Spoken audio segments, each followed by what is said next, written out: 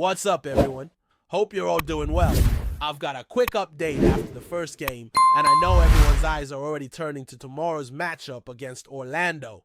Now, things aren't looking all that great, unfortunately. There's a situation that's starting to look a little more concerning than we initially thought.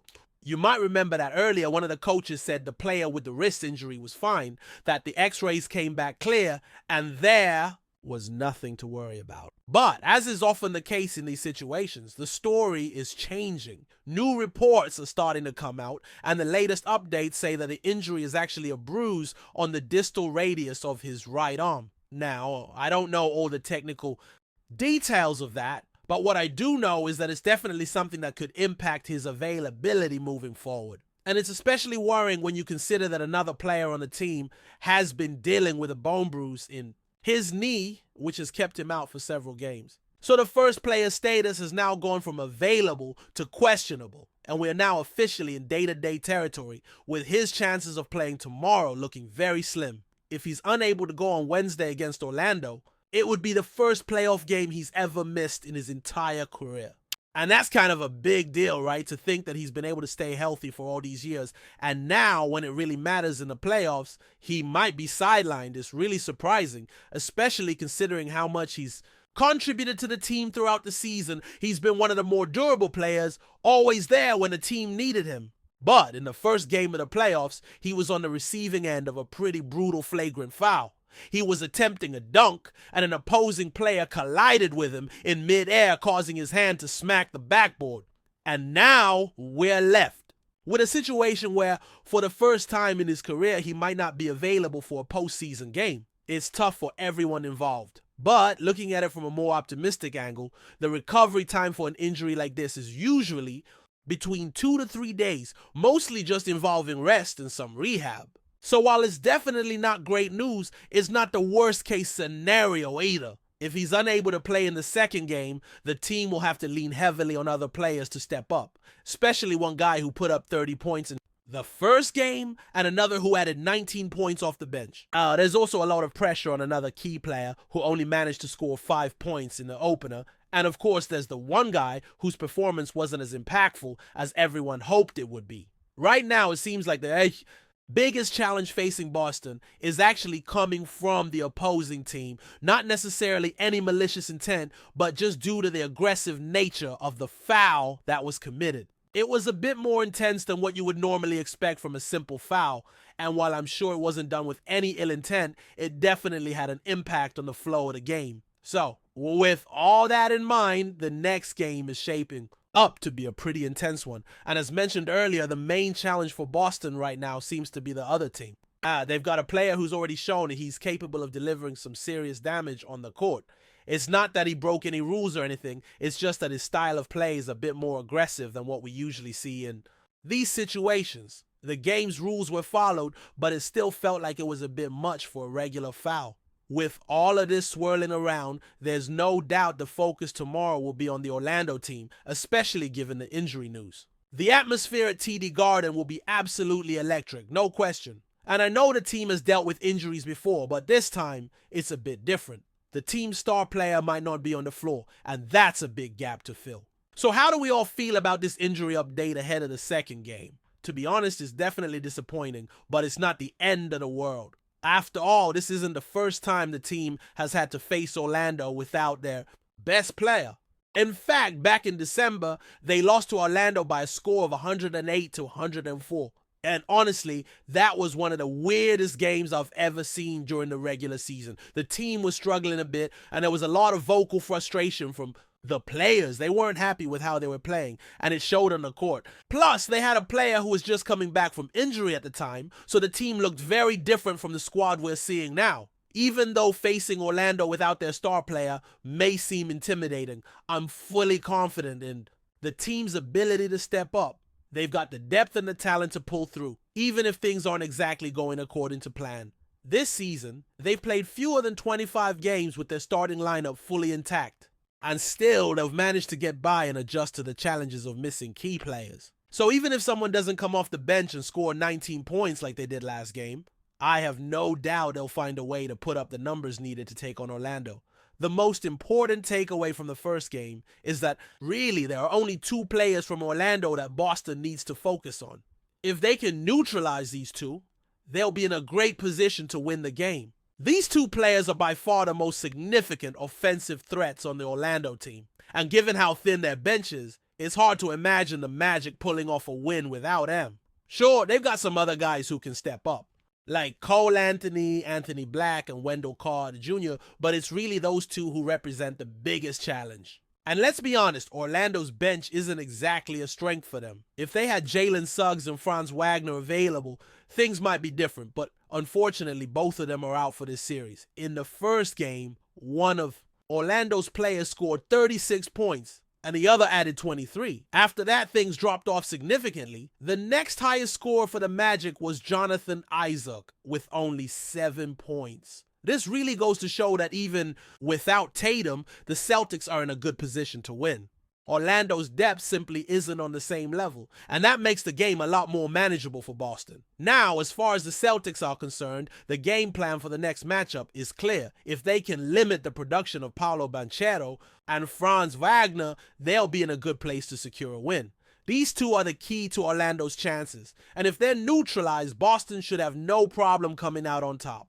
The Celtics are deep, and they have the talent to overcome any challenge thrown their way. They've shown that they can adapt to any situation, no matter who's in or out of the lineup. Whether Tatum is in or not, I have complete faith that the team will rise to the occasion and perform at a high level. Now, as we look ahead to the next game, there are still plenty of questions to answer. But regardless of how the injury situation plays out with the star player, the Celtics have a solid chance of maintaining their momentum and pushing forward in this series. One of the most important things to note is that Boston has been successful all season, not just because of one or two players, but because of the team's collective effort. Their ability to adjust to different circumstances, whether that means stepping up when key players are injured or stepping back when others take the lead, is what has made them so successful. The first game of the series showed a lot about what this team is capable of. Derek White, for instance, was one of the standout players. His performance was stellar, scoring 30 points in the game. White has really turned heads this season with his contributions on both ends of the court, and his energy is contagious. He's the kind of player who can change the outcome of a game, not just with his scoring, but also with his defense and leadership. He's got that big game mentality, and you could feel that intensity in the air as he led the team in scoring. Then there's Peyton Pritchard, who came off the bench and gave the team a huge boost, adding 19 points. It's performances like these that show just how deep the Celtics roster is. While many teams rely solely on their stars, the Celtics have a lineup that can step up when needed, even if one of their top players is sidelined. Pritchard has been excellent when given the opportunity, and if he can continue playing at this level, he'll be a key asset for the team as the playoffs progress. But even with these bright spots, there's always room for improvement. Jason Tatum, despite his leadership and ability to take over games, had a bit of a slow start in the opener. He only scored 6 points in the first half and didn't hit double digits until the third quarter. By the time the game ended, he had 17 points, but it's clear that Tatum's performance wasn't at the level we've come to expect from him. Given that, it will be interesting to see how he bounces back in the second game. We know that Tatum has the ability to take over games when needed, and I wouldn't be surprised if he comes out in the second game with something to prove. Jaylen Brown, too, was solid in the opener, finishing with 16 points. He continues to be one of the most reliable players for the Celtics, especially when it comes to scoring. Brown has really grown into his role as a secondary option behind Tatum, and his consistency has been one of the cornerstones of this team's success. Drew Holiday also chipped in with 9 points, but his impact went beyond the box score. Holiday has been known for his defense and playmaking, and his ability to control the tempo of the game is something that can't be overlooked. But even with these contributions, it's clear that the team will need more from certain players if they're to make a deep run in the playoffs. Tatum and Brown have to continue to lead, but others like Derek White, Peyton Pritchard, and even the veteran presence of Al Horford need to continue stepping up and supporting the team. Horford, as much as he struggled in recent games, is a player that Boston cannot afford to overlook. He's got the experience and leadership that will be vital as the playoffs move forward. His ability to knock down key shots and make big plays in clutch moments could be the difference between winning and losing a series. Horford's importance cannot be overstated, especially in a series like this where every game feels like it. Could swing the momentum in favor of one team or the other. Despite his lack of impact in the first game, I have no doubt that Horford is going to be looking for redemption. Players like him always seem to find a way to make a statement, and I'm sure he's hungry to prove that he still has plenty left in the tank. If he can contribute more on offense, particularly in stretching the floor and hitting timely three-pointers, it'll be a huge boost for the Celtics. But even if Horford doesn't have a huge scoring night, his defense, leadership, and overall presence on the court will be invaluable. And let's not forget the impact that Kristaps Porzingis can have. The big man has been a game changer for Boston, and his size and versatility have allowed the team to play in different ways. Whether it's as a rim protector, a pick and roll threat, or a floor spacer, Porzingis gives the Celtics an extra dimension. His ability to stretch the floor and shoot from the outside creates so much space for the other players, and his size makes him a difficult matchup for opponents. Looking ahead to the second game, there are a few things that Boston will need to focus on. First and foremost, they'll need to defend the two Orlando players who have been the primary offensive threats. Paolo Banchero and Franz Wagner are clearly the keys to Orlando's chances of winning. And if the Celtics can limit their effectiveness, they'll be in a strong position to win again. Boston has the depth to counter these two players. And if they can lock them down, the game will be all but over. Of course, Orlando does have a couple of other players who can get hot, like Cole Anthony and Wendell Carter Jr., but the Celtics have faced teams with more offensive firepower and come out on top. The most important thing is for Boston to stay focused and not get complacent. Even if Orlando is without some of their key players, they're still dangerous, and the Celtics can't afford to take them lightly. The first game was a great start, but the series is far from over. It's a long road to the championship, and every game matters. One thing's for sure, the second game is going to be intense. Whether or not Tatum plays, whether or not the star player is sidelined, it's going to be a battle. The Celtics have the talent and depth to overcome the challenges, but they'll need to stay locked in and focused if they want to take a 2-0 lead in the series. The atmosphere in TD Garden will be electric, and I know the players will feed off that energy. So, with everything on the line, I have no doubt that Boston will come out swinging in Game 2. Yeah, they've got the experience, they've got the talent, and they've got the heart. Let's see how this one plays out.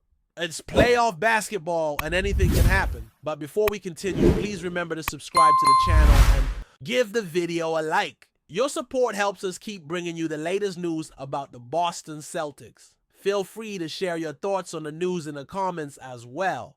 The Boston Celtics playoff hopes were abruptly dashed this year, but not for the reasons most fans expected. Instead of a heartbreaking loss on the court, the Celtics' exit from the postseason was due to an off-court issue involving their star, our player, Jason Tatum. In an unexpected turn of events, the NBA ruled that Tatum had been improperly listed for the game, leading to the team's disqualification from the playoffs. The controversy stemmed from a misstep in the Celtics roster management. Tatum, who had been a key factor in Boston's playoff run, was incorrectly listed as available to play in a crucial game against the Milwaukee Bucks. This listing was a violation of league rules that govern player availability and health status, which are meant to ensure fair competition and transparency in the playoffs. The Celtics, unaware of the error until the official roster submission was reviewed, failed to correct the issue before the game. The NBA's disciplinary team acted swiftly, issuing a ruling that the Celtics must forfeit the game. This decision sent shockwaves through the league, leaving many fans in disbelief. Tatum's performance had been a major factor in the Celtics' success during the regular season, and his absence as a result of the mislisting left the team unable to field a competitive lineup for the game. The league's stance was clear. While the violation was administrative in nature, the integrity of the playoffs and the competition had to be maintained. The ruling not only eliminated the Celtics from playoff contention, but also sparked debates around the fairness and consistency of the NBA's policy enforcement. Critics argued that the decision was too harsh, considering the impact of such an administrative error, while others supported the NBA's commitment to maintaining fairness. The incident also raised questions about the increasing complexity of roster management in today's NBA, with strict guidelines and protocols that teams must adhere to, sometimes at the cost of simple mistakes. For the Celtics, the elimination was a bitter pill to swallow, particularly for their fans who had been optimistic about the team's chances in the postseason. Tatum had been playing some of the best basketball of his career, and many felt that the Celtics were primed to make a deep playoff run. Instead, they were left to reflect on a missed opportunity, one that for all intents and purposes was taken out of their hands by a clerical error.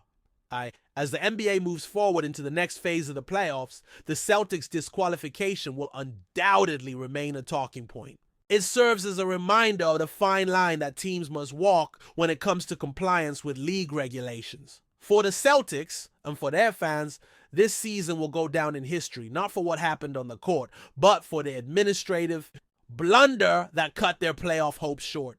That's it for this update. If you enjoyed the video and want to keep receiving exclusive news about the Boston Celtics, please subscribe to our channel and give the video a like. We always appreciate your comments and opinions. See you in the next video.